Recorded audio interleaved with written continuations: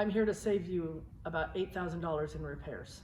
So we're gonna do that by talking about turning on your exhaust brake every time you get in the truck. The main thing I wanna talk about today is always turn on your exhaust brake. Anybody who owns a Dodge 07 and up with a 6.7 in it, it has a built-in exhaust brake into the back of the turbo. And this will mount in the exhaust housing on the turbochargers. And then it'll have an actuator on the outside that actually runs this. For people who think that they only need to turn the exhaust brake on when they're towing really heavy, I wanted to show you guys exactly how this works. So the actuator will move this in and out. This ring is mounted in the exhaust housing of the turbo. So this is stationary, and the actuator moves this in and out. And if you look at it from the front, you can see how it points all the exhaust in a certain direction. So there's a wheel in here, and it spools the wheel up, and it's connected to the compressor wheel on the front, which actually grabs air and pushes air into the engine. So it's designed so when you come to a stop, it'll close about 80% of the way. And it's kind of like putting your thumb on a hose. It builds pressure behind it. And when you put your thumb on a hose, it actually builds pressure in the hose because you're creating a restriction. And then you can point that hose at the driveway and hose all the dirt out of the way. In this case, it closes 80% of the way and creates a restriction in the exhaust all the way around the ring.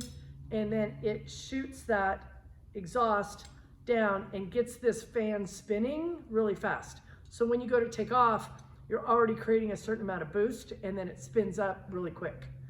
And then when you get up on the freeway, this will open up to about 20% closed, and it allows the exhaust to come out because you're making a lot more exhaust. And if it's still closed, you have too much restriction and you can overspool the turbo. So the problem is if you don't turn the exhaust brake on, it never closes completely. And the very bottom section of all these fins along here is where the exhaust brake works. And so when the exhaust brake kicks on, it closes all the way and it stops the exhaust from coming out, which gives the pistons something to push against. And so the problem is if you never use this on your daily jaunts, you aren't exhaust braking off the freeway or coming to a stop, then this area back here gets full of soot and carboned up. And then one of these days when you go to start your truck on a cold morning, the computer will shut this to try to hold the heat in, and then it gets stuck. Or you can even get a situation like this one where these people never used it and it never closed, but it warped the vanes when they were towing. It got so hot that it actually warped the little fins. And now this one doesn't come off and it's stuck.